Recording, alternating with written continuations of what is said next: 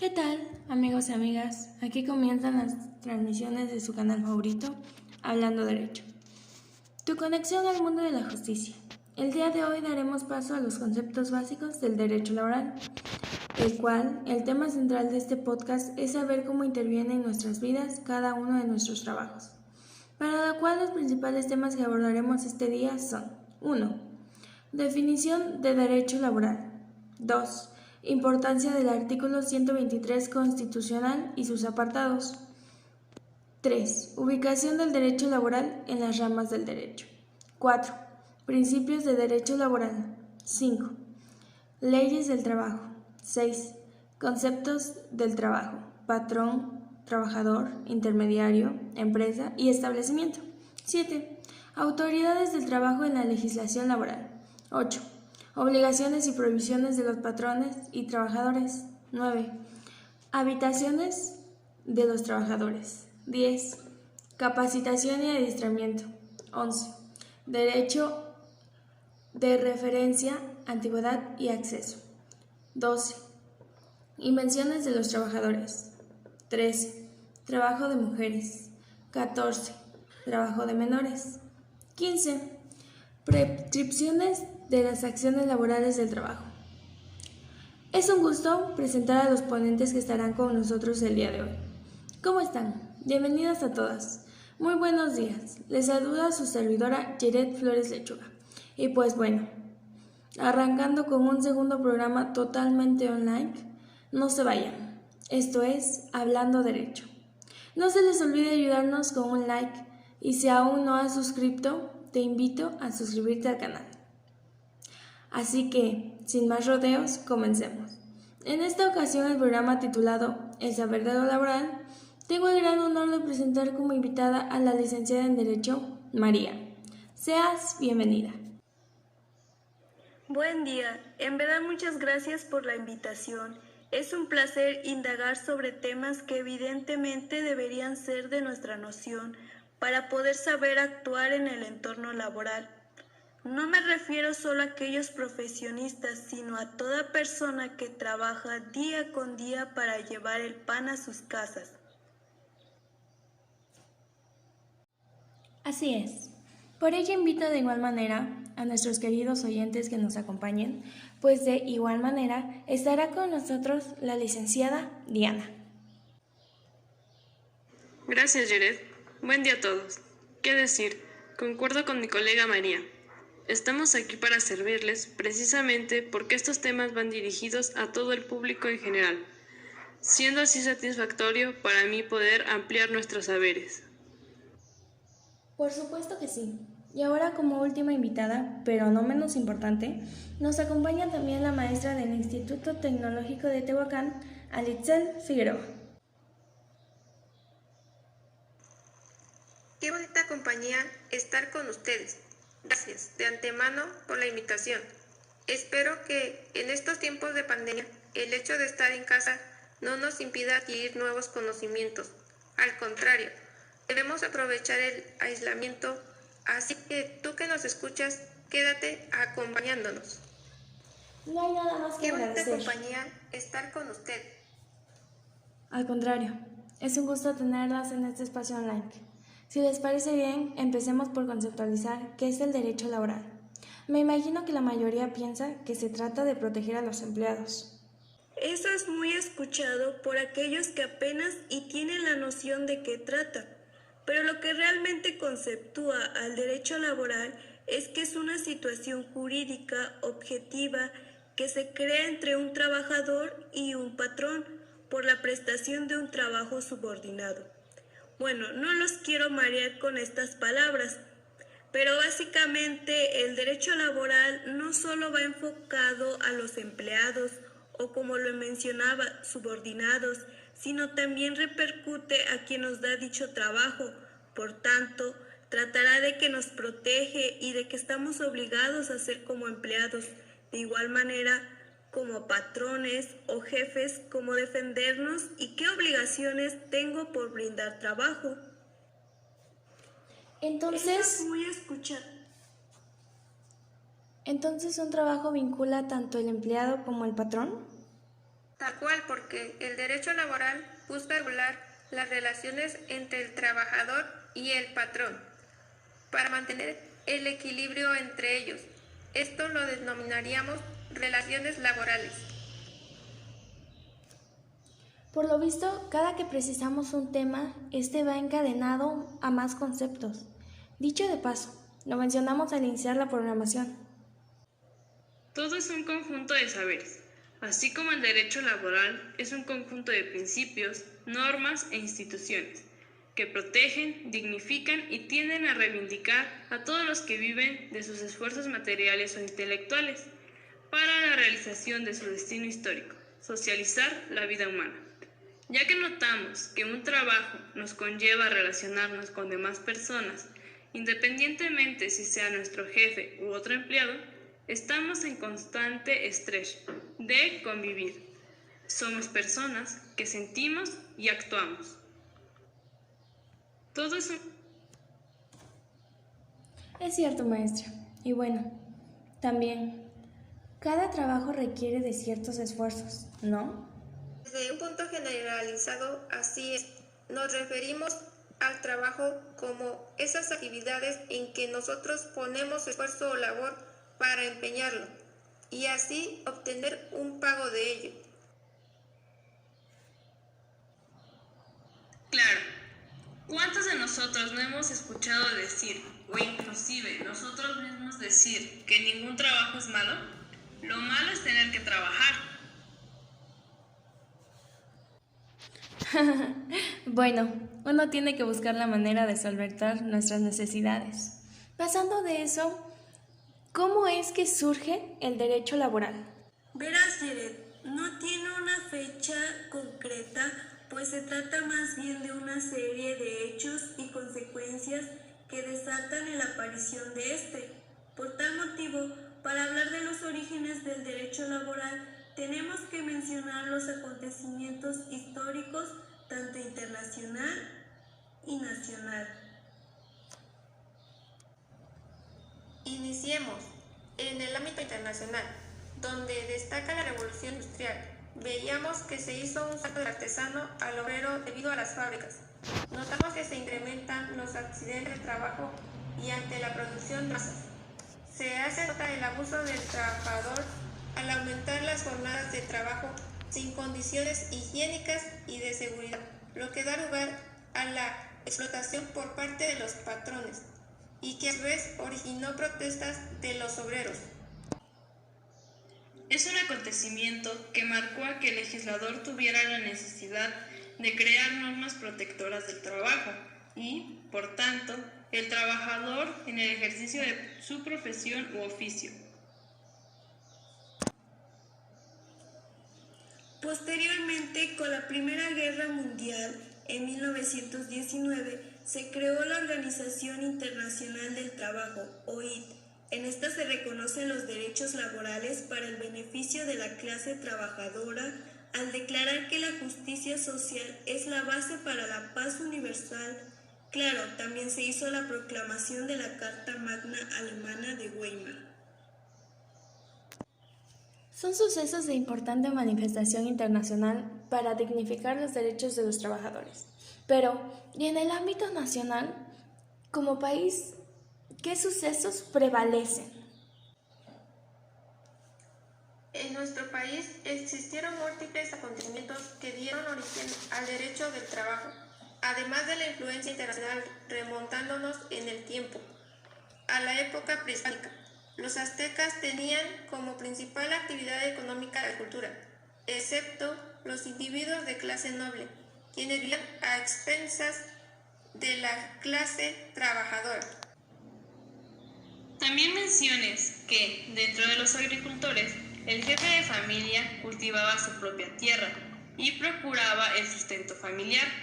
Y es un acontecimiento que sigue siendo actual. Un saludo para ellos. De igual manera, en algunos pueblos se sigue prevaleciendo los famosos trueques, pues años atrás vemos que, por mencionar la cultura azteca, que se vivía principalmente del trabajo personal, ya sea cultivando la tierra o comercializando productos. Eso es lo bonito de cada país, que a pesar de los años se sigan prevaleciendo cosas de nuestros antepasados. Bueno, en México, del mismo modo se reconoció la protección de los trabajadores desde la Constitución Política de los Estados Unidos Mexicanos de 1857. Y como todos sabemos, es la ley máxima que como nación nos rige la vida económica, social y política.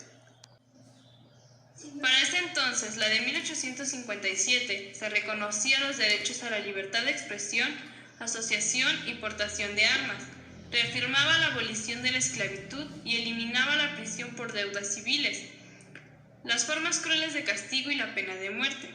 De igual manera, prohibió los títulos de nobleza y se establecieron los principios de legalidad e irretroactividad. De ahí pasaron años hasta que en 1917 se firmó nuevamente a qué se debió, o mejor dicho, cómo involucra su importancia para tal suceso. De manera breve te resumo que se debió a que durante la época del Porfiriato el presidente concentró las atribuciones de los tres poderes, situación que condujo a la Revolución de 1910 encabezada por Francisco I. Madero, quien logró quitar a Porfirio Díaz del poder y llegar a la presidencia. Después del asesinato de Madero y de su vicepresidente Pino Suárez, se produce la Revolución Constitucionalista encabezada por Venustiano Carranza, y por su triunfo se promulga la Constitución de 1917. Motivo interesante para saber un poco más de nuestra historia, de nuestra nación. Y entonces, ¿qué prevaleció? La de 1857. Dejo intocados los principios básicos de 1857, como la soberanía popular, la división de poderes y los derechos individuales, pero se agregaron además un catálogo de derechos sociales que colocaron a la Constitución mexicana en pionera de la materia a nivel mundial, al reconocer derechos a los campesinos, los trabajadores y en materia de educación. En la actualidad, vemos que esta Constitución ha sido objeto progresivamente de diversas reformas en materia de amparo y derechos humanos. Y sin duda, la mayor de ellas la fue efectuada el 10 de junio de 2011, por medio de la cual se constitucionaliza el término de derechos humanos y se otorga un rango relevante a los tratados internacionales de la materia, con lo cual se convierte en mandatos imperativos que obliga a todas las autoridades a su observancia y garantía, con lo cual se sientan las bases para el reforzamiento tanto del sistema jurisdiccional como no jurisdiccional de los derechos humanos. Considero que como país se dio un salto importante más allá de conmemorar el Congreso al orden constitucional a través de la promulgación de la Carta Magna. Pero esta promulgación, ¿qué artículo podemos destacar en materia laboral?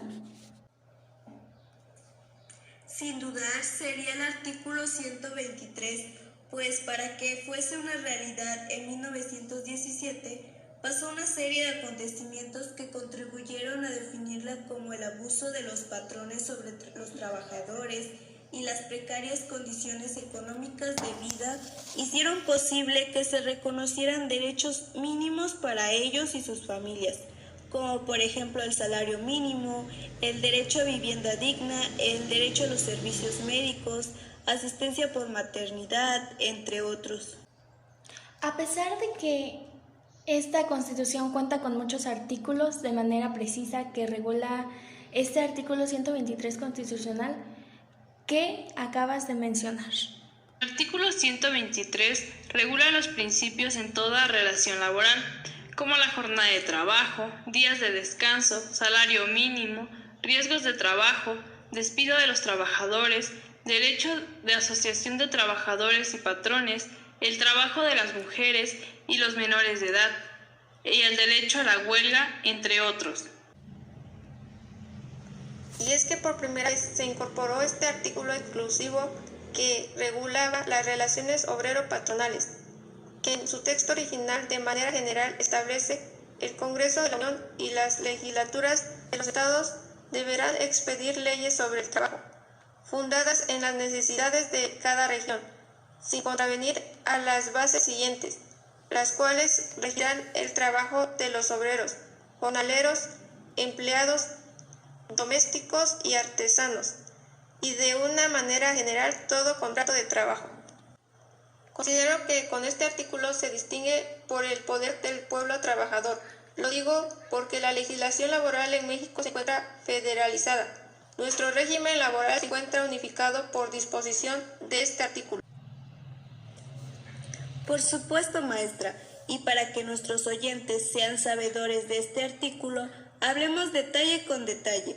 Iniciaré yo con mencionar que, en el momento de la contratación, las empresas indican cuál es el tiempo que durará la jornada del trabajador. Aquí en México, del tipo diurna es de 8 horas, la nocturna de 7 horas y la mixta, que comprende las jornadas diurnas y nocturnas, la cual por la noche debe ser menor a las 3 horas y media. Si excede el tiempo se considera nocturna, por lo tanto, la jornada es de 7 horas y media. Es importante conocer en qué tipo de jornada nos encontramos, ya que si tú, que nos escuchas, estás en un trabajo nocturno industrial o en aquellos trabajos peligrosos u otro tipo de trabajo, debes de saber que no puedes trabajar después de las 10 de la noche. Por otro lado, si tú alguien que está contratando, debes de saber que está prohibido utilizar a los menores de 15 años para trabajar. Debes considerar que los mayores de esta edad y menores de 16 tendrán como jornada máxima la de 6 horas. Qué buenos consejos por darte de ustedes. Por lo que recuerdo, aún hay más temas que conciernen este artículo. Tal es el caso que nos compete a nosotras como mujeres, el hecho de ser mamás. Así es, ya que si estamos trabajando llega un momento que ya sea planeado o no, quedamos embarazadas, entonces no podemos hacer trabajos que exijan un esfuerzo y ponga en peligro nuestra salud y de nuestro bebé. Debemos saber que como mujeres en este estado podemos gozar de un descanso de 6 semanas antes de la fecha fijada aproximadamente para el parto y 6 semanas posteriores, donde se nos debe de pagar, y que cuando regresemos al trabajo nos reincorporemos a nuestro empleo. Más adelante profundizaremos todos estos puntos de intereses con respecto a las mujeres. Y digamos que el artículo 123 de la Constitución Política de los Estados Unidos Mexicanos consagran los derechos y garantías laborales, ¿cierto?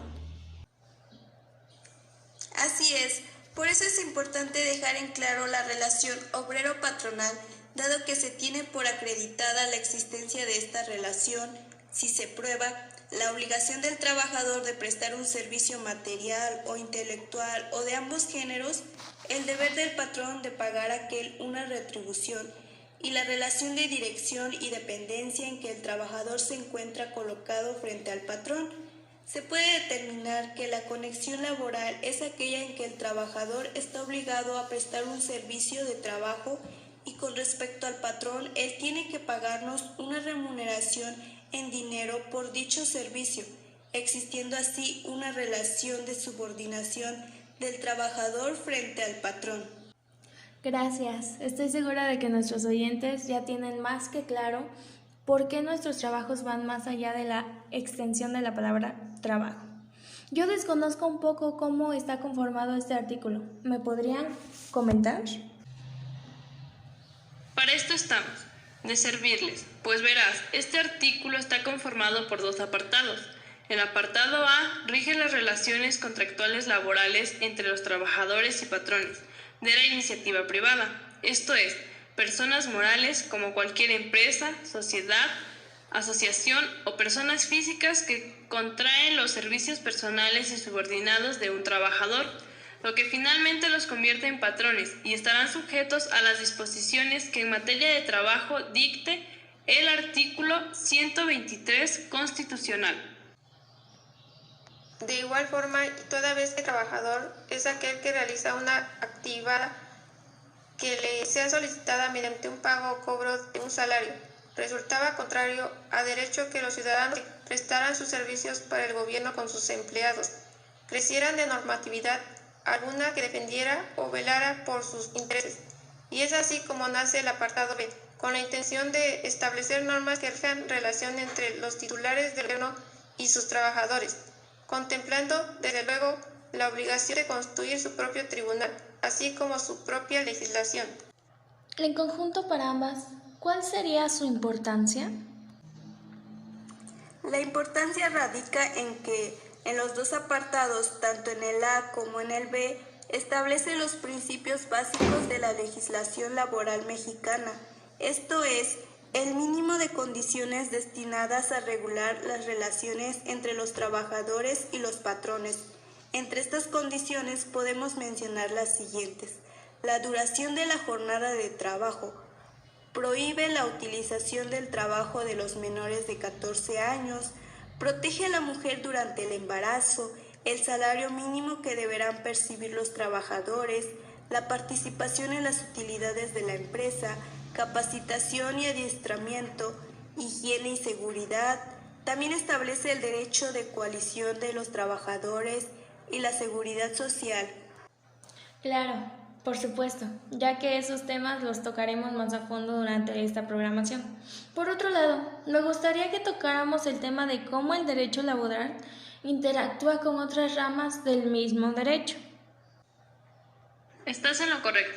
Al igual que el derecho penal, el derecho laboral se relaciona con las diferentes ramas del derecho. Básicamente, siempre encontramos vinculaciones que van desencadenando un gran estrés para ciertos puntos. Entiendo, no se vale por sí sola, ¿verdad? Sino que tiene que interactuar con otras para así apoyarse mutuamente. Y sin más preámbulos, ¿puedes comentar cuáles son estas áreas? Pues una de ellas es el derecho constitucional, ya que el derecho del trabajo adquiere la máxima garantía de su cumplimiento.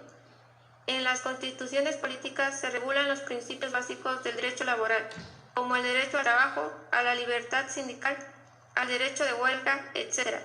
Esto va enfocado, como lo decíamos al inicio, con los derechos y obligaciones que dispone cada trabajador y por supuesto que los patrones, asimismo donde en la Constitución están representados mediante ciertos artículos específicos, haciendo así que se cumplan. Suena idóneo decir que conectan a la par con el derecho constitucional. ¿Y qué me dices del derecho penal? Por lo que aprendimos, esta maneja muchos asuntos de importancia. El derecho penal también tiene relación debido a que también existen fronteras de contacto. Los delitos laborales pueden tipificarse en huelgas o paros ilícitos, ataques contra la libertad del trabajo,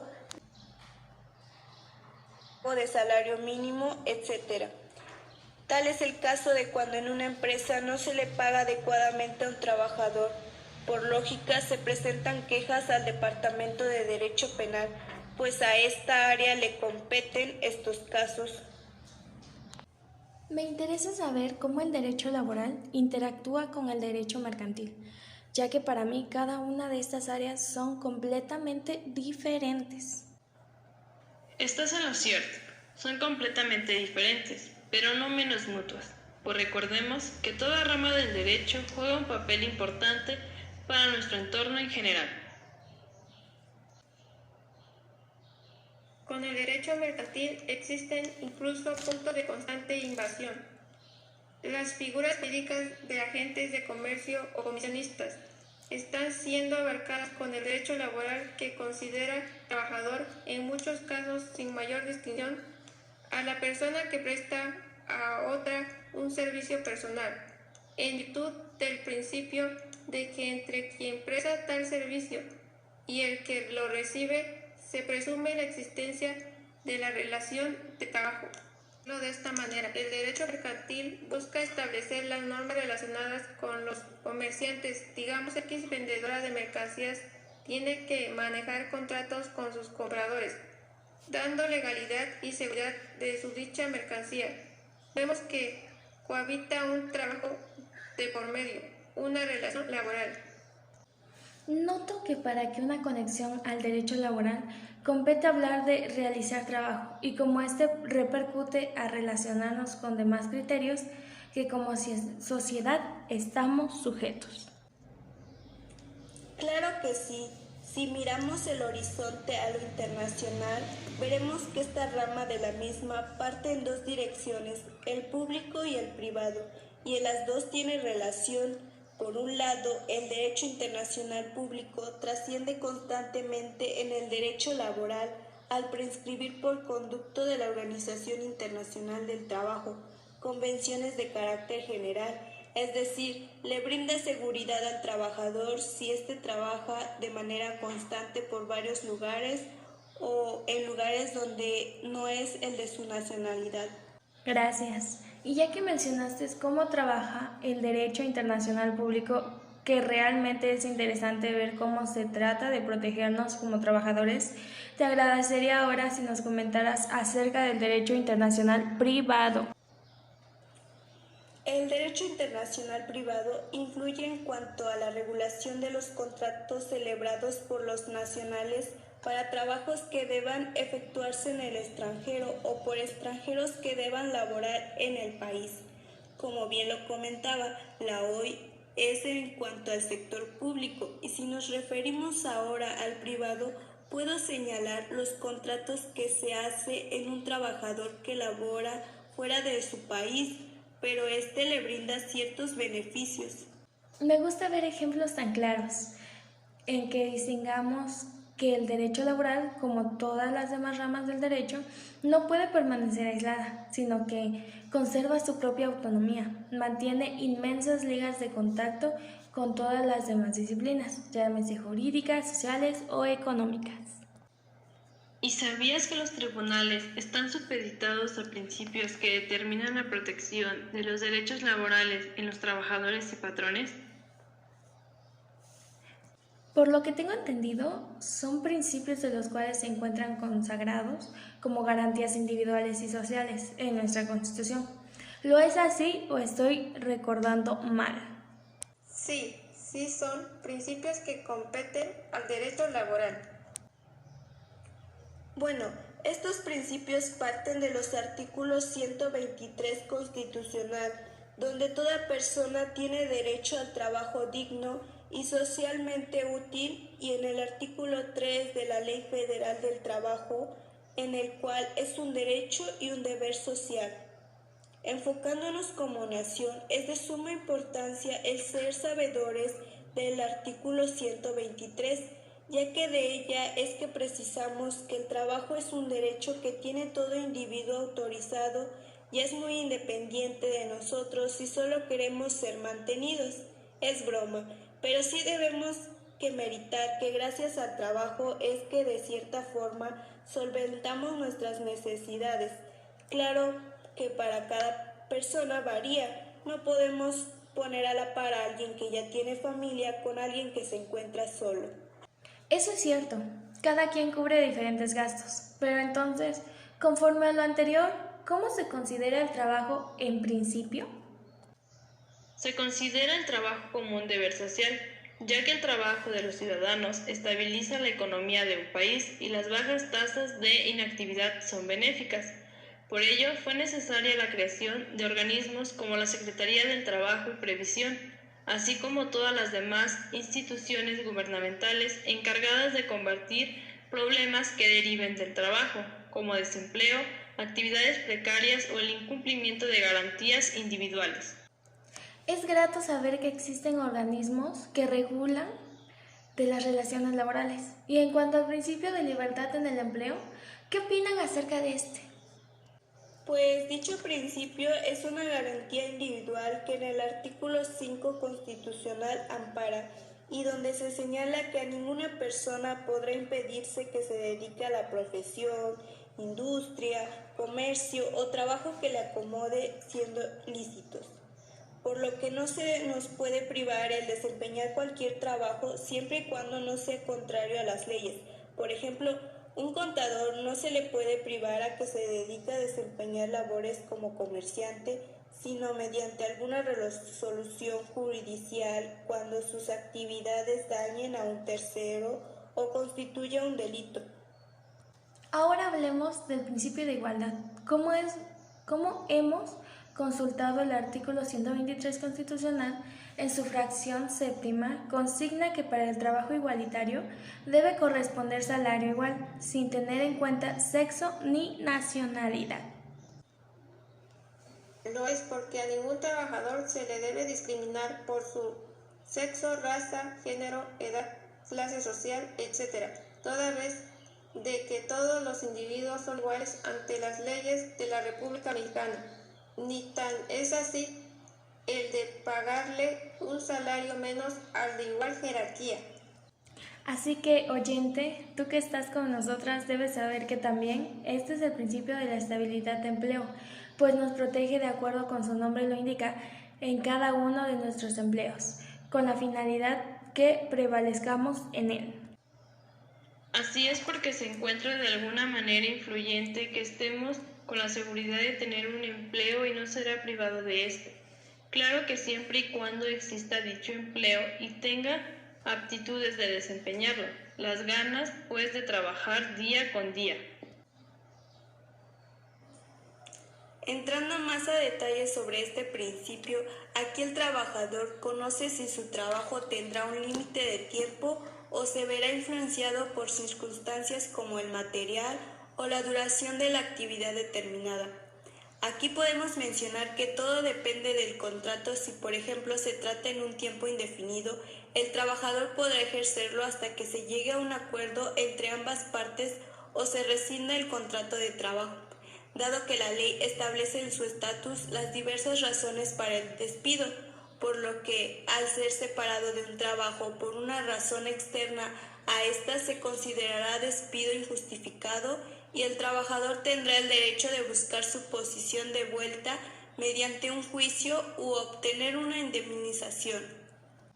Ahora, quisiéramos saber acerca de la aplicación de las normas más favorables para el trabajador, que es otro de los principios, y es muy importante tomarlo en cuenta.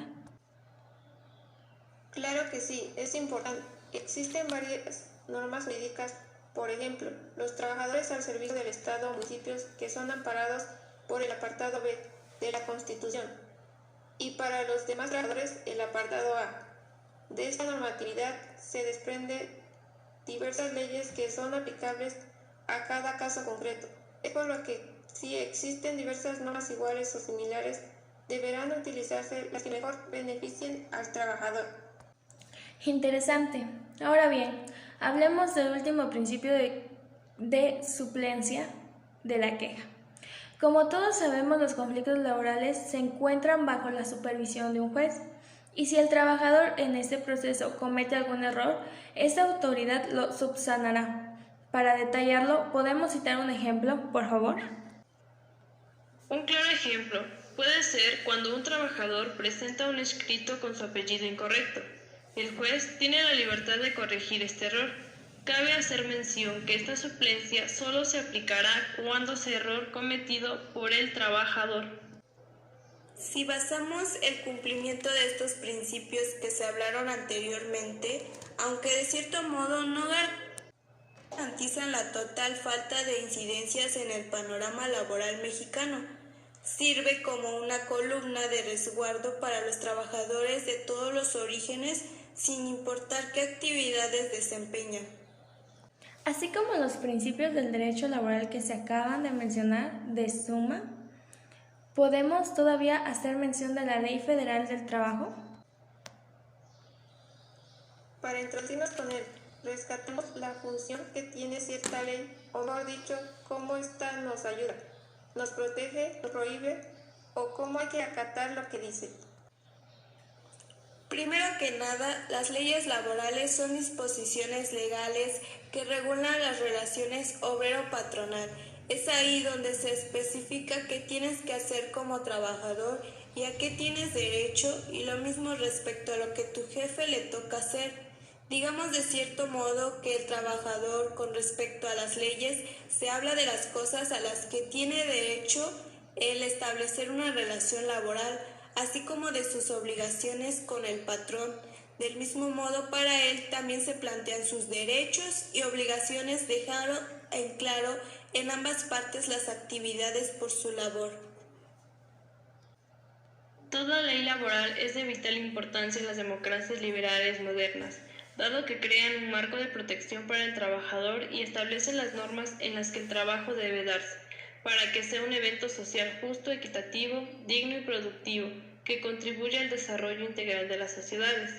En otras palabras, estas establecen justicia, ya que su prioridad es evitar la esclavización de los trabajadores, otorgándoles mejor forma de laborar, haciendo que su trabajo sea un área donde se puedan desenvolver y así hacer que éste sea más productivo sin desgastarse tanto. Comprendo. Definitivamente esto me explica por qué es de suma importancia la existencia de estas leyes. Bueno, mira, al principio no había como tal una ley que hablara del trabajo directamente, sino que lo que se hizo fue agregar reformas a la Constitución. Un ejemplo de esto es el artículo 73, que habla del trabajo y habla de este. Pero en 1931, el 18 de agosto, por fin salió la primera ley federal del trabajo, logrando en este acto una ley específica para el área laboral. La Ley Federal del Trabajo de 1931 reguló prácticamente todos los aspectos principales del derecho del trabajo, los individuales, los colectivos, los administrativos y los procesales. Apreciamos que el surgimiento de esta ley fue un parteaguas debido a que por fin surgió algo que respaldara el área laboral, para lo cual trabajaremos con conceptualizaciones que directamente la Ley Federal del Trabajo nos brinda. El artículo 20 de la Ley Federal del Trabajo señala que el trabajo se entiende por la relación de trabajo, cualquiera que sea el acto que dé origen, la prestación de un trabajo personal subordinado a una persona mediante el pago de un salario. Gracias a la programación puedo decir que la relación laboral es el trabajo personal que obliga solo a las personas involucradas en él. El trabajador está obligado a cumplir con las actividades encomendadas por el patrón, a cambio de un salario, así como entendí el artículo. Me da gusto que hayas comprendido. Asimismo, te comento que la subordinación es el superior jerárquico al que llamamos patrón, que encomienda las actividades al trabajador, desenvolviéndose de acuerdo a sus aptitudes y capacidades, mientras que el salario podemos decir que es el pago por los servicios prestados del trabajador hacia el patrón. Del cual a ese patrón en el artículo 10 establece que es la persona física o moral que utiliza los servicios de uno o varios trabajadores. Si el trabajador, conforme a lo pactado o a la costumbre, utiliza los servicios de otros trabajadores, el patrón de aquel lo será también de estos. También en el artículo 11 menciona que los directores, administradores, gerentes y demás personas que ejercen funciones de dirección o administración en la empresa o establecimiento serán considerados representantes del patrón y en tal concepto lo obligan en sus relaciones con los trabajadores. Ahora les comentaré del trabajador, pues en el artículo 8 lo señala como la persona física que presta a otra física moral un trabajo personal subordinado. Se entiende por trabajo toda actividad humana, intelectual o material, independientemente del grado de preparación técnica requerido por cada profesión u oficio. Cabe recalcar que esta misma ley federal distingue otro tipo de trabajadores, siendo los de confianza, que depende de la naturaleza de las funciones desempeñadas y no de la designación que se dé al puesto. Son funciones de confianza las de dirección, inspección, vigilancia y fiscalización, cuando tengan carácter general, y las que se relacionen con trabajos personales de trabajo dentro de la empresa o establecimiento. ¿Han escuchado hablar de las outsourcing? De mi parte, no. Bueno, estas son empresas que se dedican a realizar todo el proceso de selección del personal conforme a las vacantes que tenga alguna empresa o establecimiento, y una vez seleccionado lo ponen a disposición de estos para su contratación. Las menciono porque son ejemplo de lo que significa intermediario, aunque claro, en base al artículo 12 dice que es la persona que contrata o interviene en la contratación de otra u otras personas para que presten servicios a un patrón. Qué interesante. Entonces, si se dedican a contratar personas, ¿qué diferencia si en una empresa o en un establecimiento? De acuerdo con el artículo 16, la empresa es la unidad económica de producción o distribución de bienes o servicios, mientras que el establecimiento es la unidad técnica que, como sucursal, agencia u otra forma semejante, sea parte integrante y contribuye a la realización de los fines de la empresa. Independientemente de hablar conceptos de la Ley Federal del Trabajo nos brinda, hay que precisar sobre las autoridades de trabajo en la legislación laboral, por lo que daremos paso a ello. Realmente existen diversas autoridades en materia laboral, las cuales se encargan de aplicar las leyes, vigilar su cumplimiento e impartir justicia, entre otras funciones. Mencionaremos una por una y enseguida comenzaremos con la Secretaría de Trabajo y Previsión Social, que a su vez igual se encuentran como autoridad los departamentos y direcciones de trabajo. Serán regulados de acuerdo a sus propias leyes orgánicas, con la única salvedad de que no deben contravenir las disposiciones de las normas laborales. Esta misma Secretaría, a fin de poder preparar en mejor nivel de educación y cultura al personal técnico y administrativo a su cargo, creará el Instituto del Trabajo. Y es más, esta trae consigo otras dependencias descentralizadas, encargadas de la regulación laboral, como el Servicio Nacional de Empleo, Capacitación y Adiestramiento, Comisión Nacional de Salarios Mínimos, Inspección del Trabajo, Comisión Nacional para la Participación de los Trabajadores en las Utilidades de las Empresas, Juntas Federales y Locales de Conciliación y Juntas Federales y Locales de Conciliación y Arbitraje, todas estas bajo el resguardo de la Secretaría del Trabajo y Previsión Social. Encontraremos la Secretaría de Hacienda y Crédito Público. Esta solo actuará en los conflictos que se deriven de la participación de utilidades en las empresas, ya que es la única que conoce los movimientos fiscales del patrón. De igual manera, en sector educativo encontraremos a la Secretaría de Educación Pública, que compete para conocer lo relativo de la misma capacitación y adiestramiento de los trabajadores, además de que se encarga de administrar las escuelas en nuestro país. Enseguida, la Procuraduría de la Defensa del Trabajo, que representa y asesora a los trabajadores ante cualquier autoridad laboral, proponer soluciones armoniosas para solucionar sus conflictos y levanta acta de los acuerdos para que quede constancia de su actuación, estando autorizada para imponer multas a los patrones que no cumplan con la ley. Dependen directamente del presidente de la República. Por ello, son autoridades de tipo administrativo, las autoridades del trabajo, que se encargan de la aplicación de normas laborales. Son de distintos tipos: autoridades ejecutivas, autoridades que resuelven conflictos laborales y autoridades que dictan resoluciones de carácter general. Considero que si existen estos tipos es porque cada una cumple su función. Con respecto a las ejecutivas, aplican las normas respecto a la realidad. Dicho así, las que resuelven conflictos laborales establecen cuál es el derecho en caso de controversia, para que después ellos lo resuelvan.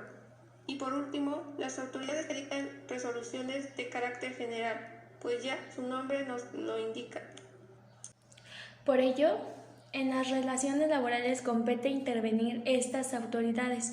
Ahora bien, como sabemos, dentro de una empresa existen obligaciones y prohibiciones, pero ¿para quiénes son? Bueno, tanto los trabajadores como los patrones tienen obligaciones y prohibiciones para desarrollarse en su fuente laboral. Dentro de una empresa es necesario darlos a conocer para evitar un incidente. Por ejemplo, si un trabajador se rehúsa a cumplir con las indicaciones del patrón, éste podrá rescindir de sus labores por incumplimiento a ello. O bien, Si el patrón obliga al empleado a realizar alguna actividad que se encuentra prohibida en la ley y el trabajador se niega a cumplirlas, el patrón no podrá rescindirlo de su fuente laboral. Ya que para ambas existen, me gustaría comenzar con las obligaciones que tienen los patrones.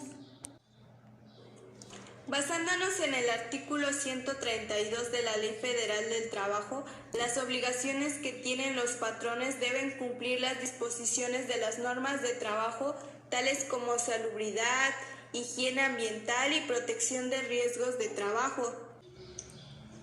Empezaremos a mencionar las obligaciones del patrón.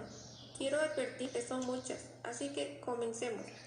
Ellos deben pagar a los trabajadores salarios e indemnizaciones, así como proporcionar a los trabajadores todo lo necesario para la gestión del trabajo, y el patrón no podrá exigir indemnización por desgaste natural de materiales, útiles o instrumentos proporcionados, y deben otorgar un local seguro para los útiles e instrumentos que pertenecen al trabajador. El número suficiente de asientos o sillas a disposición de los trabajadores en los centros de trabajo análogos y de igual manera guardar a los trabajadores la debida consideración, absteniéndose de maltrato de palabra o de obra. Cuando los trabajadores lo soliciten, el patrón tiene que expedir cada 15 días una constancia escrita del número de días trabajados y los salarios percibidos, o también expedir al trabajador que lo solicite o se separe de la empresa una constancia escrita relativa a sus servicios. Otras constricciones es conceder a los trabajadores el tiempo necesario para el ejercicio del voto en las elecciones populares y para el cumplimiento de los servicios de jurados electorales y censales.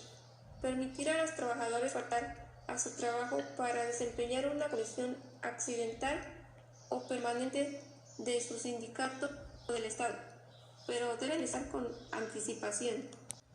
Tengo entendido que los patrones deben poner en conocimiento los puestos de nueva creación, las vacantes definitivas y las temporales, que deban cubrirse. ¿También se considera en estas obligaciones?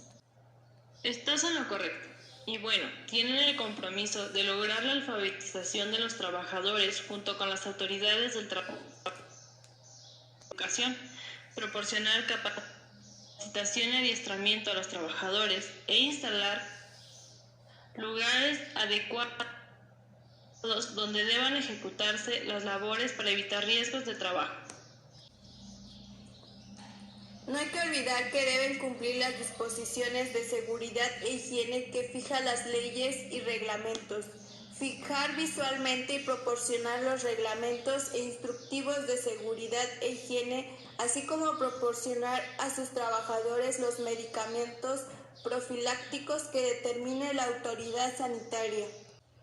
Reservar un espacio de terreno no menor de 5.000 metros cuadrados para el establecimiento de mercados públicos, edificios para los servicios municipales y centros recreativos, además de proporcionar a los sindicatos, si lo solicitan, en los centros rurales de trabajo, un local que se encuentre desocupado para que instalen sus oficinas, cobrando la renta correspondiente.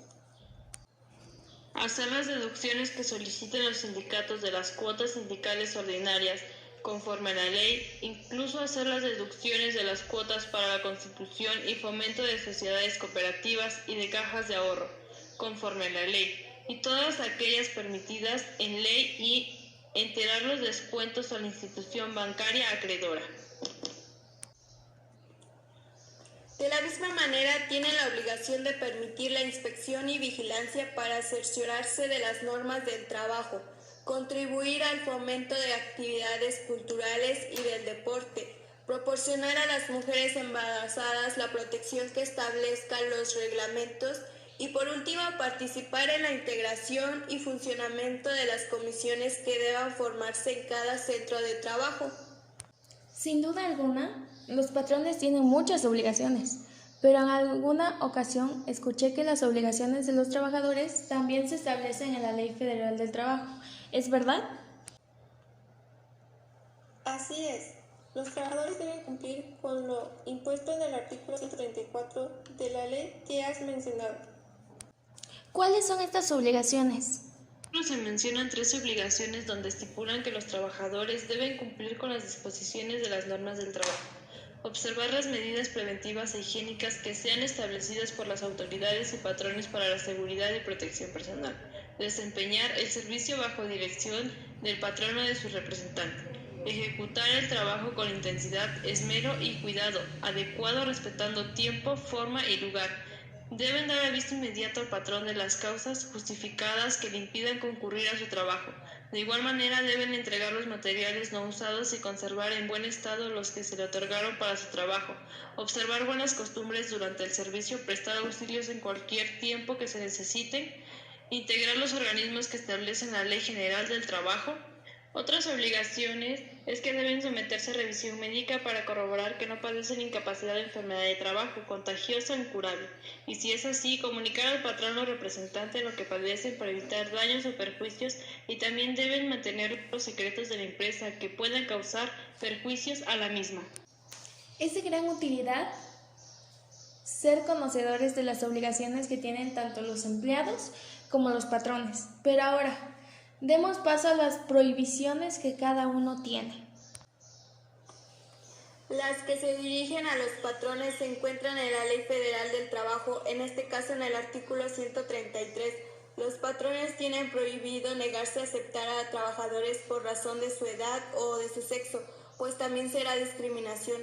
No puede exigir que sus trabajadores adquieran sus artículos de consumo en tienda o lugar determinado. Exigir o aceptar dinero de sus trabajadores como gratificación. No deben obligar a los trabajadores a afiliarse o incorporarse al sindicato o votar por alguna candidatura. Intervenir en cualquier forma en el régimen interior del sindicato.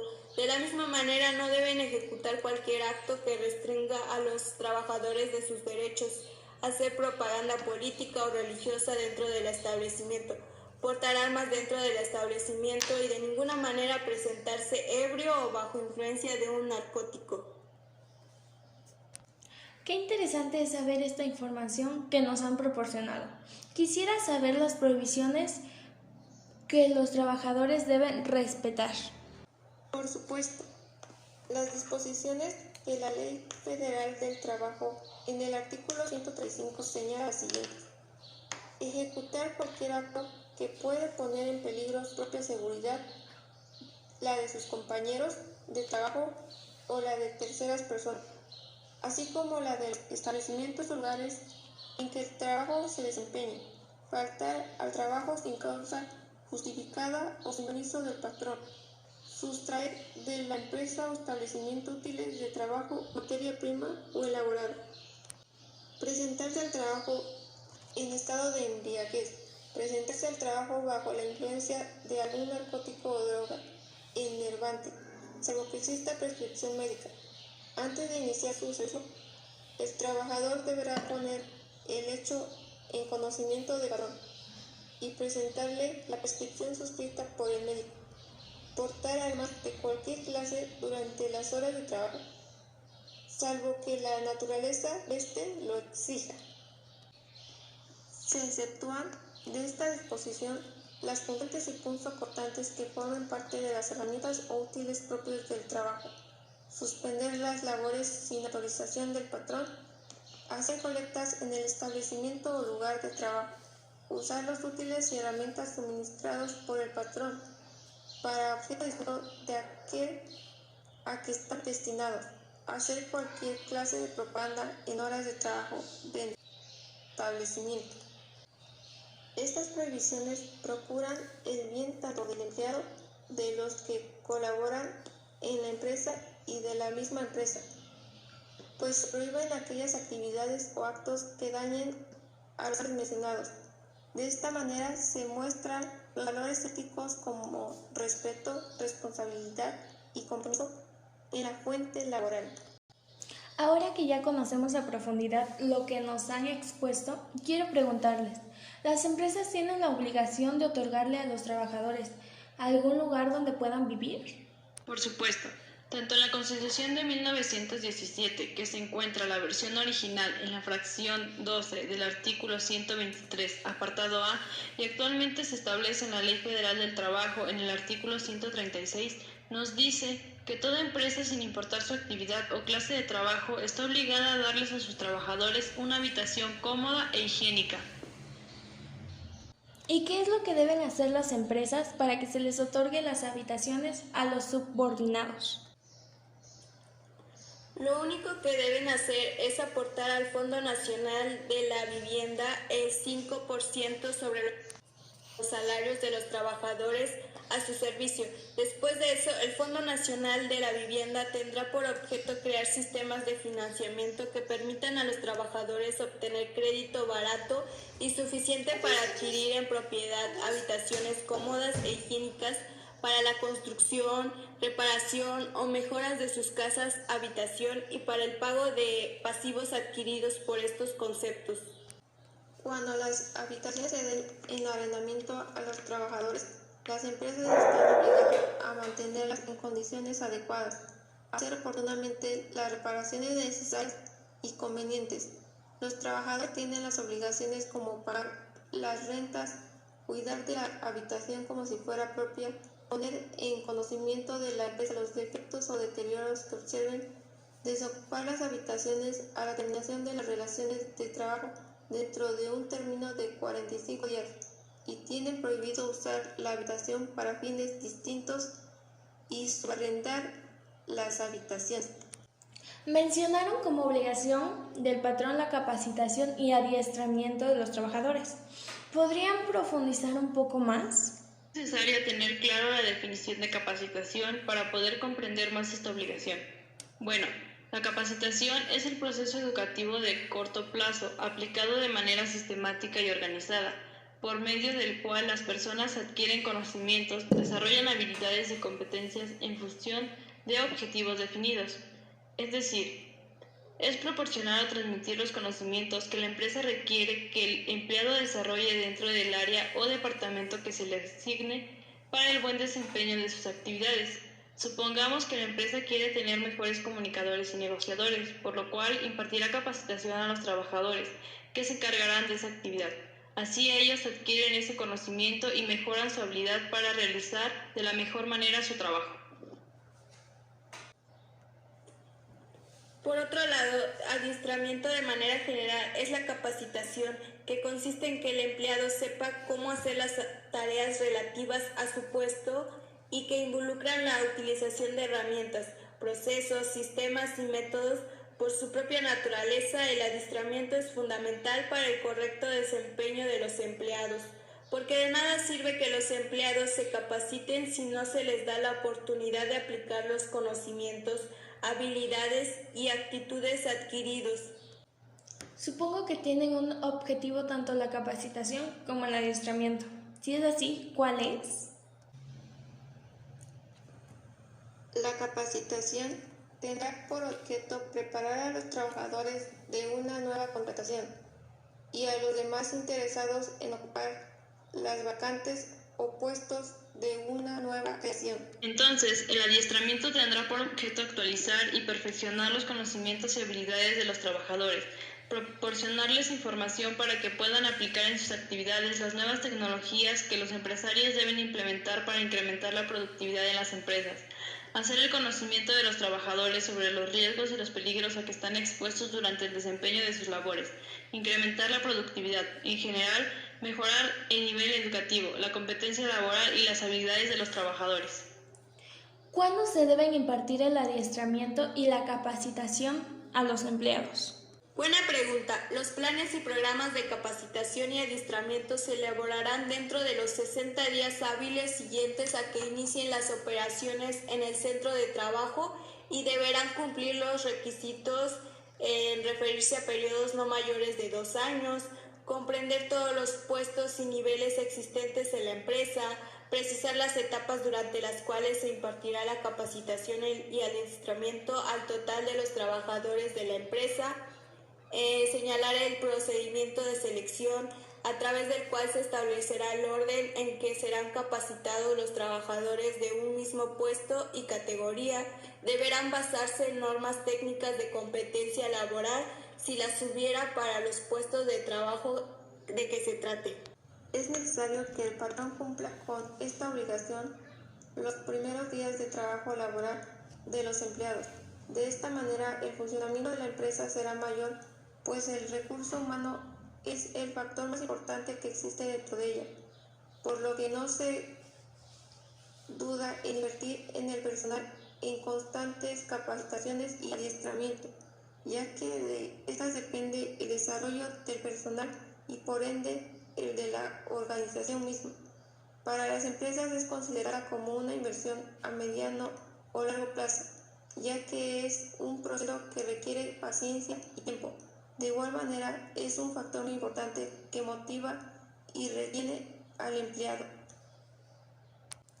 Gracias por argumentarnos los respectivos puntos. A continuación, cedo la palabra para que charlemos de qué es el derecho, preferencia, de antigüedad y ascenso.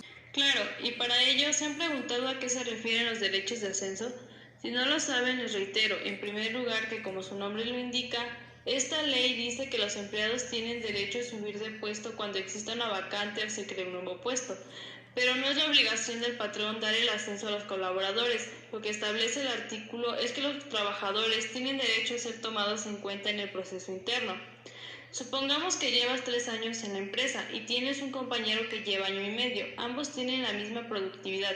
Sin embargo, tu compañero tiene más aptitudes para el puesto, por lo que Recursos Humanos podría darle el puesto a él. Si los dos tuvieran la misma productividad y fueran igual de aptos para el puesto, quien tenga más tiempo en la empresa será el candidato con más oportunidades. ¿Es el suceso como contempla los derechos del ascenso para que nuestros oyentes puedan comprenderlo aún mucho mejor? Interviene porque en este suceso dentro de las empresas existen muchos factores que deben tomar en cuenta. En este caso, la productividad y las aptitudes para el puesto, aunque por otro lado la antigüedad y el ser sostén económico de una familia puede influir mucho. Y ahora que mencionas eso de antigüedad, ¿cómo podríamos denotarlo en materia de derecho? La antigüedad no es un derecho, sino que es un hecho jurídico del cual se desprenden derechos, ya que es un acontecimiento natural que produce consecuencias de derecho. Para ser concisa, me refiero a que la antigüedad no ha ido generando dentro del derecho del trabajo toda una serie de derechos que responden a la relación de trabajo. Es por ello que en la actualidad la antigüedad es objeto y seguirá siéndolo de una amplia reglamentación jurídica. Y bueno, como todos sabemos, los trabajadores de planta tienen derecho en cada empresa o establecimiento a que se determine su antigüedad. Dichos trabajadores se encuentran en la clasificación de la misma, que concierne a la relación que hay, tomando en cuenta las actividades que realiza el empleado. Del mismo modo se encuentran los trabajadores de confianza. Y ya que estamos en este punto, hablemos más acerca del derecho de preferencia. ¿Te parece? Claro que sí, y para ello es muy interesante abordar el artículo 154, donde los patrones estarán obligados a preferir en igualdad de circunstancias a los trabajadores mexicanos respecto de quienes no lo sean, a quienes les haya servido satisfactoriamente por mayor tiempo, a quienes no teniendo ninguna otra fuente de ingreso económico tengan a su cargo la familia, a los que hayan terminado su educación básica obligatoria, a los capacitados respecto de los que no lo sean, a los que tengan mayor aptitud y conocimientos para realizar un trabajo, y a los sindicalizados respecto de quienes no lo estén. Es muy importante mencionar que aquí sí existe contrato colectivo y este contiene cláusula de admisión a preferencia para ocupar las vacantes o puestos de nueva creación. Se regirá por los que disponga el contrato colectivo y el estatuto sindical. Y con respecto al derecho de antigüedad, ¿qué artículos podemos apoyarnos para profundizarlos a detalle? Nos basaremos en el artículo 158, el cual nos establece que los trabajadores de planta tienen derecho en cada empresa o establecimiento a que se determine su antigüedad. Digamos que los trabajadores de planta, el hecho de no contar con el tipo de responsabilidades como los trabajadores de confianza o a que sus puestos están en una menor jerarquía dentro de la organización no impide a que no gocen de sus derechos marcados por la ley. No obstante, conservan el derecho a formar parte de sindicatos, cosa que un trabajador de confianza pierde. Y pasando a otro tema, me gustaría que dejaran en claro el tema de las invenciones de los trabajadores, ya que eso también se maneja dentro de la ley. ¿Qué hay con respecto a eso?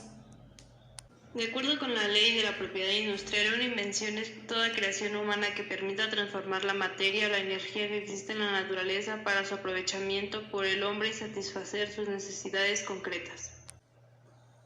Por otro lado, en el artículo 163 de la Ley Federal de Trabajo se hace mención que el inventor tendrá derecho a que su nombre figure como autor de la invención. Y como derecho, el inventor tendrá una compensación complementaria por la invención, que se fijará por convenio de las partes y por la Junta de Conciliación y Arbitraje, cuando la importancia de la invención y los beneficios que pueda reportar al patrón no guarden la proporción con el salario percibido por él.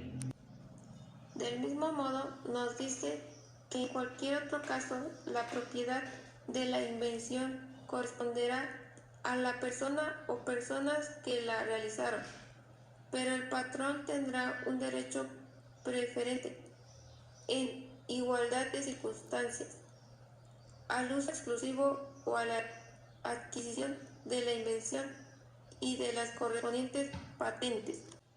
Supongo que para hablar de las invenciones tendrá esta una clasificación, ¿no? Claro, una de ellas son las invenciones de servicio, que se producen por trabajadores que han ido siendo especialmente contratados para inventar.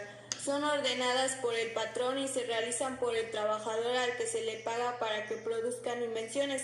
Podemos decir que estos trabajadores ya tienen una orden en especial y es inventar ya que el patrón le ha dado esa orden. Un ejemplo de esto son los diseñadores de moda que se encargan de crear diseños, en este caso de ropa. Por su parte, las invenciones de las empresas son las que se producen por trabajadores que no están obligados por contrato a realizar actividades inventivas, pero que se han llevado a cabo principalmente por las facilidades proporcionadas por la empresa, como instalaciones, instrumentos, métodos o procedimientos. Aquí podemos decir que la empresa deja que los mismos trabajadores realicen actividades que pueden ser diferentes a lo normal, como diferentes métodos en la producción o que expresen sus ideas sin necesidad de que eso se ponga en un contrato. Las invenciones libres son las que se producen por trabajadores sin el concurso de la empresa en que laboran. Se debe a su propia iniciativa, con elementos propios del trabajador, y resultan de actividades distintas de las que fue contratado. Antes de empezar a trabajar, se encuentra de por medio un contrato, y para este tipo de invención el trabajador tomó la iniciativa meramente por su cuenta. Por ejemplo, el hecho de querer poner agua potable en una maquila. Los trabajadores lo pondrán de sus recursos y sería muy aparte del trabajo. Para detallar cada invención se me hizo muy buena idea, no es mentira, que a veces no nos adentramos a saber del entorno laboral y eso hace que susciten innumerables dudas sobre cuáles son, en realidad, los derechos de los patrones y trabajadores en relación con las invenciones que se producen en las empresas. Claro, una de ellas son las invenciones de servicio, que se producen por trabajadores que han ido siendo especialmente contratados para inventar. Son ordenadas por el patrón, el trabajador al que se le paga para que produzcan invenciones. Podemos decir que estos trabajadores ya tienen una orden en especial y es inventar ya que el patrón le ha dado esa orden. Un ejemplo de esto son los diseñadores de moda que se encargan de crear diseños, en este caso de ropa. Claro, y aquí te presento un problema que se da usualmente en las invenciones de empresa, ya que por una parte se sostiene que deben pertenecer al patrón, ya que la invención se produjo debido a los elementos proporcionados por él. En contrario, se opina que la invención debe corresponder al trabajador. ya que la invención es el producto de su trabajo, independientemente de que hubiera sido auxiliados por las facilidades que le proporcionó la empresa. Como en estas invenciones intervienen mancomunadamente el trabajador y el estímulo y la ayuda de la empresa para que se produzca la invención, y en la justicia se ha sostenido que ambos deben ser copropietarios de la invención, fruto del esfuerzo común. La solución a este problema es que, de acuerdo con la fracción 3 del artículo 163 de nuestra ley, se inclina a favor de otorgar la propiedad de la invención al trabajador, dándole al patrón un derecho preferente en igualdad de circunstancias al uso exclusivo o a la adquisición de la invención y de las correspondientes patentes. En el caso de las invenciones libres, no hay duda en cuanto a que la invención corresponde en exclusiva al trabajador que haya logrado el invento. Gracias. Como siguiente tema, mujeres, atentas por favor, ya que nos dirigiremos a hablar de nuestra participación en el entorno laboral. Así es, porque en la actualidad nuestro papel es predominante e igual en todas las órdenes de la vida, ya que la mujer ha obtenido una posición relevante en los distintos aspectos de nuestra sociedad, cambiando de manera radical el rol que desempeñaba en la familia, el trabajo, la cultura, educación, política y economía. Por esta razón, la posición contemporánea de la mujer debe tener un alto sentido de equidad respecto a la del hombre y compartir con estos espacios sociales y jerarquías similares, sin que la diferencia de género sea determinante en las relaciones y el quehacer humano. Hoy en día son muchas las mujeres que forman parte de la población económicamente activa en México, pues debido a las condiciones familiares, estas han tenido que intervenir en la manutención de sus hogares, lo cual les ha permitido demostrar sus capacidades en el ámbito profesional. No obstante, por lo general, la participación de las mujeres en la vida productiva del país es adicional al desempeño de las tareas domésticas, lo que indica que éstas se enfrentan ahora a una doble jornada de trabajo. De esta manera, las mujeres al ingresar al mercado laboral han adquirido los derechos y obligaciones propios de toda relación obrero-patronal. Esto es, realizar su trabajo en condiciones de seguridad y salud, además de percibir una retribución adecuada y suficiente para satisfacer sus necesidades de vida. En México, todo individuo gozará de las garantías que otorga esta Constitución, las cuales no podrán restringirse ni suspenderse, sino en los casos y con las condiciones que ella misma establece. Todos somos iguales ante la ley y que gozamos de los mismos derechos y libertades, así como de similares obligaciones. Sin embargo, es una triste realidad que esto no ocurre. Muchas veces las mujeres sufren discriminación laboral y social en distintos aspectos, ya sea por patrones de conducta tradicional que persisten o por razones de las diferentes propias del género. Entre las principales consideraciones del artículo 123 de nuestra Constitución, en apartado A, que involucran derechos de la mujer, destaca que las mujeres durante el embarazo no realizarán trabajos que exijan un esfuerzo considerable y signifiquen un peligro para la salud en relación con la gestación.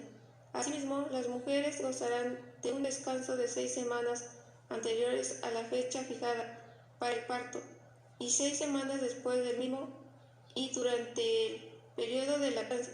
Las madres trabajadoras tendrán otros 2 descansos extraordinarios por día, de media hora cada uno, con el fin de alimentar a sus hijos. Cuando se ponga en peligro la salud de la mujer o la del producto, ya sea durante el estado de gestación o el de lactancia, y sin que sufra prejuicio en su salario, prestaciones y derechos, no se podrá utilizar su trabajo en labores insalubres o peligrosas, trabajo nocturno industrial, en establecimientos comerciales o de servicio después de las 10 de la noche, así como en horas extraordinarias. Yo aconsejaría que en caso de que una mujer embarazada o en periodo de lactancia sea despedida por ejercer este derecho, busquen asesoría, ya que dadas las condiciones actuales del país se trataría de un despido injustificado, por lo que tendrían derecho a ser indemnizadas o reinstauradas en su puesto. Toda mujer debe saber cómo identificar aquellos trabajos que sean riesgosos para sus bebés y para sí mismas. Claro, y algunos peligros que puede representar una amenaza para el bebé incluye por si usted está expuesta al plomo, si trabaja en la función de este metal, fabricación de pintura, pilas, vidrio, impresión, cerámica, glaseado de cerámica, cabinas de peaje y carreras muy transitadas. Del mismo modo, si son auxiliares de vuelo o pilotos, necesitan disminuir sus horas de vuelo durante el embarazo para reducir la exposición a la radiación. Una vez que la mujer adquiere su calidad de trabajadora, adquiere el derecho de ser afiliada al IMSS y con esto a disfrutar de las prestaciones en especie y dinero que otorga el seguro de enfermedades y maternidad, de acuerdo con los artículos 94 y 101 de la Ley de Seguro Social. ¿Cuáles serían nuestros derechos por ser madres trabajadoras? Uno de ellos es que durante el periodo del embarazo no podemos realizar trabajos que exijan esfuerzos y signifiquen un peligro.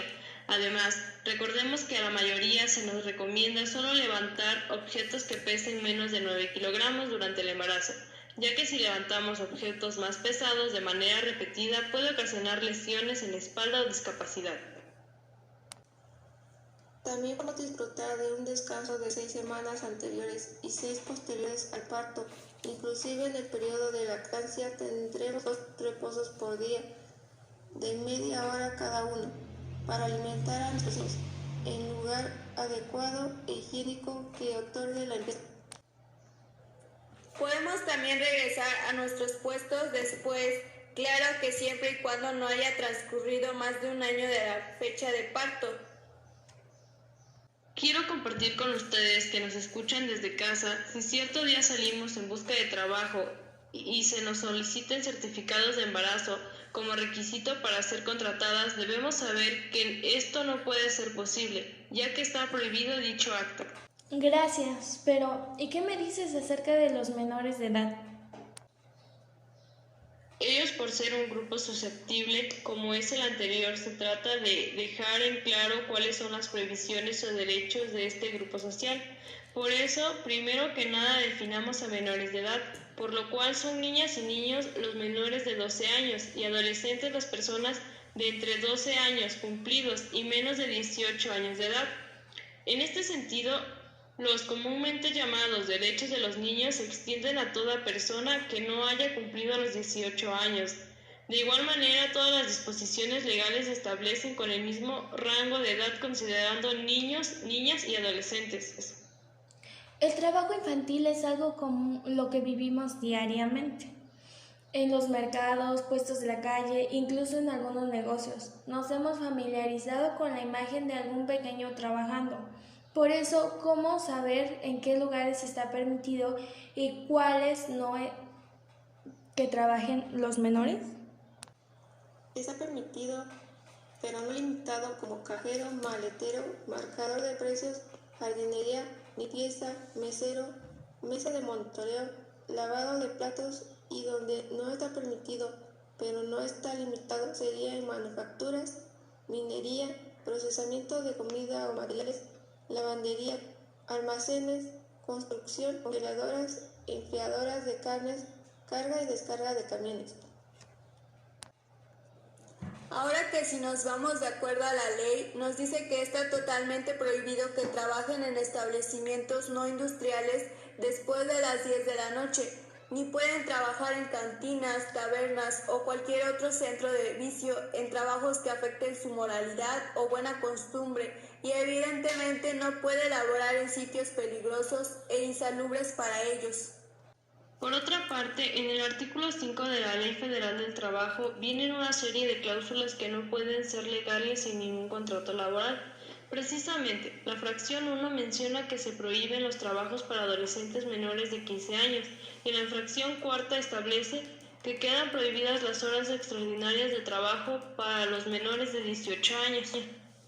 De acuerdo con esas prohibiciones de los horarios, entonces, ¿qué pasa con la jornada o qué tipo de jornada lleva a cabo un menor?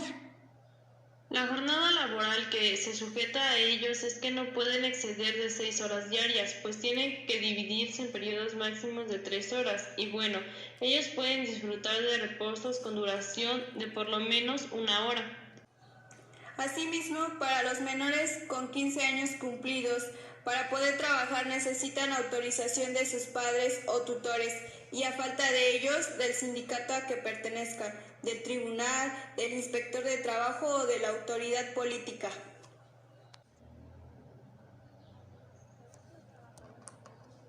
¿Deben someterse a exámenes médicos?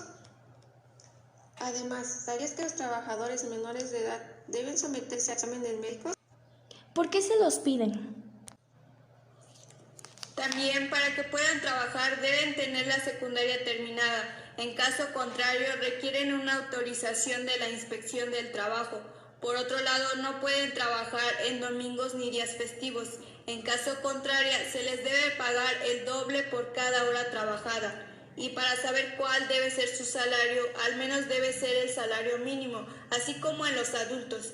Ellos cuentan con 18 días de vacaciones pagadas al año y lo más importante es que pueden acceder a servicios del Seguro Social. Como ya vimos, el trabajo infantil no está del todo prohibido. Y para rematar esta programación, daremos paso a las prescripciones de las acciones laborales del trabajador. Para ello, de acuerdo con el diccionario de la Real Academia de la Lengua Española, define prescribir como uso de un derecho, de la responsabilidad o de una obligación, exige por haber transcurrido cierto periodo de tiempo, especialmente un plazo legal. Deben contar con dicho certificado, puesto que con ella acreditan su aptitud para el trabajo. Y no solo eso, así es, en materia laboral se reconoce la influencia del transcurso del tiempo en el ejercicio de un derecho. La legislación laboral impone plazos para pedir la tutela judicial de los derechos. Hay lapsos de tiempo durante los cuales pueden ejercerse y exigir el cumplimiento de las obligaciones, porque de no hacerlo, entonces el simple paso del tiempo extingue lo anterior y da paso a la figura jurídica denominada prescripción. Es militar al artículo 516 de la Ley Federal del Trabajo, que indica que las acciones del trabajo prescriben en 1 año, contando a partir del día siguiente a la fecha en la que la obligación sea exigible. Ya que al celebrarse un contrato individual de trabajo, las partes adquieren derechos y obligaciones que pueden o no ser cumplidos por el obligado. Por lo tanto, patrones y trabajadores necesitan conocer el tiempo en que prescriben las acciones para que puedan instrumentar procesalmente a la prescripción como una excepción, que les ponga fuera del alcance de su contraparte cuando les exija el cumplimiento de una obligación. Justamente si hablamos de las prescripciones de un mes, esta corre a partir del día siguiente a la fecha en que se tenga conocimiento de la causa de la separación, desde el momento en que se comprueben los errores cometidos o las pérdidas o averias imputables al trabajador, o desde la fecha en que la deuda sea exigible. También la prescripción corre a partir de la fecha en que se tenga conocimiento de la causa de separación, es decir, que el trabajador quiera dejar su trabajo, y si son en 2 meses, la prescripción corre a partir del día siguiente a la fecha de la separación. Las que se hacen en 2 años, la prescripción corre desde el momento en que se determine el grado de la incapacidad para el trabajo, desde la fecha de la muerte del trabajador y desde el día siguiente al que se hubiere quedado notificado el laudo de la Junta o aprobado el convenio.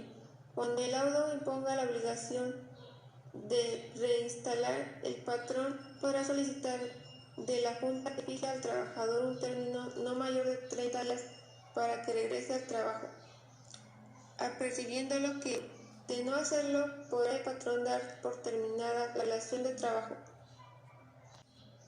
Comprendo. ¿Por qué se dice que varía con los lapsos del tiempo? Pero tengo la duda de aquellas que no pueden comenzar ni correr. Es decir, ¿cómo se dan las prescripciones o, si es posible, interrumpirse. No puede ser en contra de los incapaces mentales, sino cuando se haya discernido su tutela conforme a la ley, ni en contra de los trabajadores incorporados al servicio militar en tiempo de guerra, mientras las prescripciones que se interrumpen destacan por la demanda o de cualquier promoción ante la Junta de Conciliación o ante la Conciliación y Arbitraje. No es obstáculo para la interrupción que la Junta sea incompetente, y si la persona a cuyo favor corre la prescripción reconoce el derecho de aquella contra quien prescribe de palabra, por escrito o por hechos indudables. Y para los efectos de la prescripción, los meses se regularán por el número de días que les corresponda.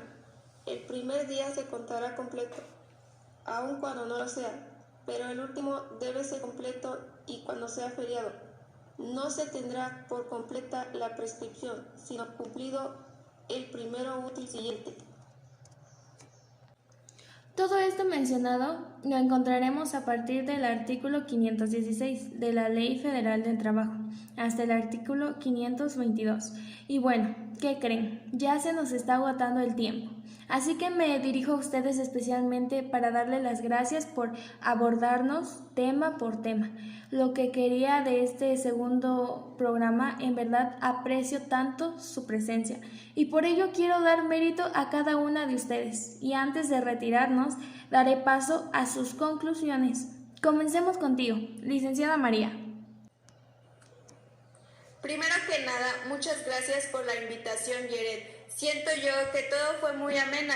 Fue un placer estar con ustedes platicando sobre estos temas y con justa razón de haber aceptado estar presente, pues siempre estaremos expuestos al saber, ya que como el nombre del programa lo indicaba, es el saber de lo laboral. Me quedo con la satisfacción de que en esta transmisión dimos mención a aquellos artículos que nos conciernen como mexicanos. Vemos que es indiscutible que el trabajo implica realizar actividades que son necesarias e imprescindibles para poder sobrevivir, más que nada para solventar nuestras necesidades, ya que verdaderamente todos en cierto momento hemos tenido que trabajar, estamos trabajando o somos empleadores. Gracias a esta charla, anexo de decir que el derecho laboral compete en regular las relaciones entre los patrones y los trabajadores, los entes que conforman cualquier relación de trabajo. Por ende, es importante que sepamos que no podemos apartarnos de las obligaciones que implica el laboral y que también podemos hacer valer nuestros derechos. Veíamos que del mismo modo aplica el hecho de ser patrón, cómo debemos actuar, pues tenemos tanto prohibiciones como obligaciones que debemos estar al tanto para que de cierta manera no nos perjudiquemos nosotros mismos. Es aquí donde digo que el trabajo no puede escapar de nadie, está presente en todo el mundo y en todas las personas. Notamos la importancia que concierne nuestra Constitución Política de los Estados Unidos Mexicanos en las leyes reglamentarias de los apartados A y B del artículo 123 constitucional, en la Ley Federal del Trabajo, en los principios generales del derecho, por mencionar algunos. Y mi criterio con respecto a la responsabilidad en materia de trabajo, opino que no solo surge o puede ser imputable al patrón, sino también al trabajador, dado que ambos son sujetos de obligaciones y derechos.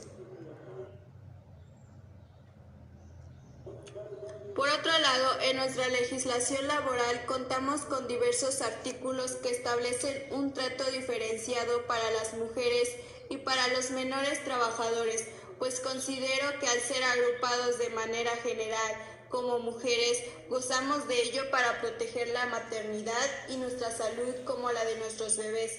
Mientras que con los menores de edad, donde veo que la cuestión laboral siempre ha sido un tema de interés y motivo de preocupación para la sociedad en general, porque cómo no preocuparse por los menores, cuando a pesar de su vulnerabilidad se observa con frecuencia en varias partes del mundo diversas formas de explotación infantil que atentan contra su desarrollo normal. Finalmente, tengo la corazonada de que varios de nuestros oyentes tenían en menor proporción entendido todos estos temas.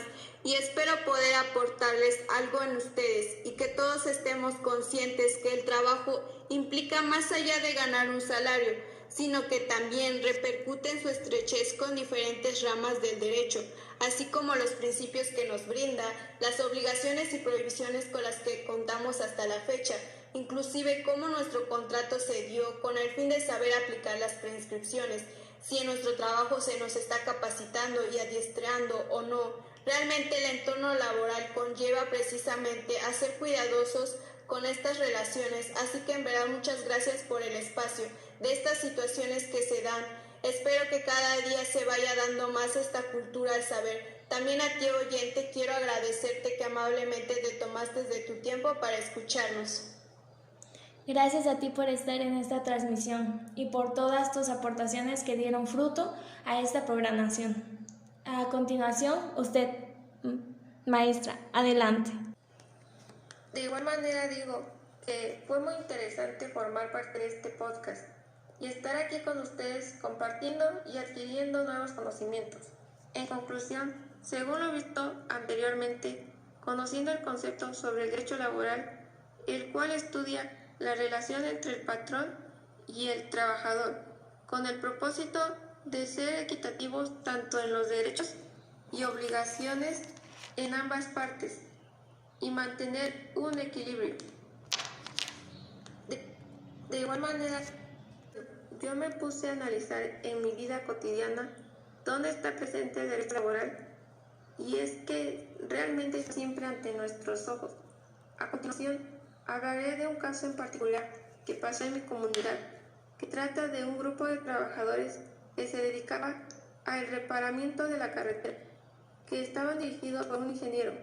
Tuvieron un descuido ya que la maquinaria en la que ellos trabajan son muy peligrosos, por lo cual a uno de ellos se le descompuso su máquina y tuvo que acceder adentro para que éste la limpiara. Él había avisado al patrón, pero éste se había ido a dirigir a los demás, por lo que como el jefe no les había avisado a los trabajadores que estaba uno de sus compañeros dentro, estos prendieron la maquinaria y le vaciaron material, por lo que después se dieron cuenta, pero ya era demasiado tarde, el trabajador había fallecido. Fue un hecho lamentable, por lo cual se le informó a su familia sobre dicha situación. Por lo consiguiente, según la ley, dice que si se produce fallecimiento en un trabajo por accidente laboral, sus familiares tienen derecho a recibir una indemnización. Veamos otro caso que ocurrió en mi comunidad y trata de que una empresa contrata a un menor de edad de 14 años que desafortunadamente también falleció, pero por un accidente eléctrico. Aquí es responsabilidad de la empresa porque, como nuestra Constitución Política de los Estados Unidos Mexicanos lo indica, queda prohibida la utilización del trabajo de los menores de 14 años, y dicho esto, a los patrones que contraten a menores de edad deben de tener la atención adecuada hacia estos, toda vez de que si se violan estas disposiciones serán causas de violación a sus derechos humanos que tiene todo menor de edad, como fue la de este niño. Espero que con estos tristes casos que expuse le haya servido a nuestro público para entrar en conciencia y penetrar en ustedes la importancia de saber de qué trata el derecho laboral. De antemano agradezco por la invitación, esperando muy pronto volver a reunirnos. Fue muy interesante estar aquí con ustedes compartiendo diferentes ideas y opiniones. Muchas gracias. Lo grato fue contar con su presencia. De igual manera le agradezco por abordarnos de sus conocimientos. Por último también a usted, licenciada Diana. Antes que nada quiero agradecer la invitación a este programa online. Me dio mucho gusto estar con ustedes y poder compartir mis conocimientos para que nuestros oyentes estén informados sobre estos temas del derecho laboral, ya que es muy importante poder entender y comprenderlos, pues principalmente para las personas que trabajan o son patrones es muy conveniente comprender los temas del derecho laboral, pues gracias a ellos pueden resolver algún inconveniente o problema que se les presente. Sin embargo, Esto no impide que la información impartida solo sea relevante para ellos, más bien es para todos los interesados en particular. Me llama mucho la atención esta rama del derecho, ya que muchos de nosotros trabajamos y nos relacionamos con este. Es necesario que como empleados tengamos en claro cuáles son nuestras obligaciones y previsiones para evitar perjuicios en el trabajo. De igual manera, como mujer tengo algunos derechos que me respaldan y puedo emplear cuando sea necesario. Pero eso no es todo. En mi trabajo como administradora me puedo encontrar con muchas peticiones, riesgos que pueden surgir dentro de una empresa para dar solución a estos casos que he mencionado. Me fue muy útil principalmente tener noción en qué leyes puedo encontrar la información adecuada a la fuente laboral y en qué artículos me puedo respaldar para evitar más problemas. En alguna ocasión recuerdo que un empleado de una maquiladora que está cerca de mi comunidad me dijo que en su trabajo hubo un accidente, porque el trabajador no sabía usar la maquinaria que se utiliza. En ese momento el patrón se dio a la tarea de proporcionar capacitación y adiestramiento a sus trabajadores para prepararlos mejor y evitar otro incidente. Como podemos dar cuenta, el patrón cumplió con su obligación demasiado tarde, pues ya había surgido un accidente por no haberlo hecho antes. Al escuchar lo que el empleado de la maquiladora me estaba diciendo, me pude percatar que no estaba enterado de las obligaciones y prohibiciones que tienen tanto el trabajador como el patrón. En ese momento le pregunté si sabía sus obligaciones que él tenía como empleado. Simplemente me respondió que tenía que llegar a la hora que se le asignó y cumplir con sus tareas. Me puse a explicarle un poco de lo que hoy se ha abordado, y seguramente así como este empleado que no tenía ni idea de esto y muchos más. Espero que a partir de este momento y con la información que les hemos proporcionado sepan que el ámbito laboral es mucho más que solo trabajar y cumplir con las metas, sino que detrás de todo esto existen tanto principios, derechos, obligaciones y prohibiciones sin exceptuar a nadie. De antemano, muchas gracias por tomarse el tiempo de escucharnos. Gracias por este tiempo, que fue de valiosa calidad. Realmente al venir con ustedes se crea una retroalimentación y tanto yo aprendí cosas nuevas como ustedes. El derecho laboral se me hace tan interesante y a medida de que se fue desglosando cada tema, me di cuenta que era bastante amplio. Me agradó el contenido de esta unidad, por el hecho de darme cuenta que esta área tiene contacto con las diferentes ramas del derecho y no se vale por sí solo, sino que se apoya de ellas y viceversa. Además, el derecho de que dispongamos de la ley federal, sabemos ahora de que habla de respetar la calidad de los trabajadores como patrones, pero al mismo tiempo me doy cuenta de la ley respaldada, no solo a los empleados sino a los empleadores, estableciendo un control justo pero también con libertad en cada uno de ellos. Tengo la seguridad de que estos conocimientos los utilizaré para mi vida diaria, ya que al ser trabajador muchas de las veces no conocemos nuestros derechos y patrones, y los patrones abusan de nosotros por nuestra falta de conocimiento. Me agradó el hecho de que se preocupe por cada grupo social y especifique las funciones de estos, lo que se puede hacer y sus prohibiciones, ya que de otra forma existiría mucha violencia infantil y de género en el área laboral. No me refiero a que no haya. En realidad, México es un país donde ver trabajar a los niños es tan normal y ver que las mujeres, a pesar de su evolución participativa en el ámbito laboral, aún se es discriminada o no reconocida.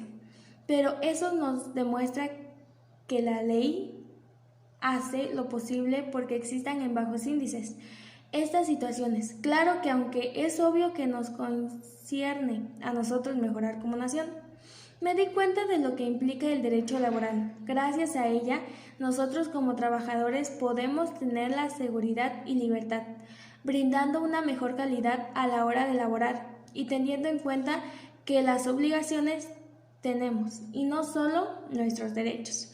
En particular me gustó mucho esta sección porque pude aprender tanto con respecto a los derechos de cada área de trabajo y espero seguir adquiriendo conocimientos así. Nuevamente agradezco a una de ustedes que aceptaron la invitación y estuvieron hoy aquí presentes, pues lo más valioso que pueden ofrecer es el conocimiento compartido aquí en nuestro canal, Hablando Derecho. Fue una plática muy amena y gracias a ustedes oyentes que nos acompañaron por su importante tiempo dedicado a este tema, esperando que lo hayan disfrutado. Hasta la próxima.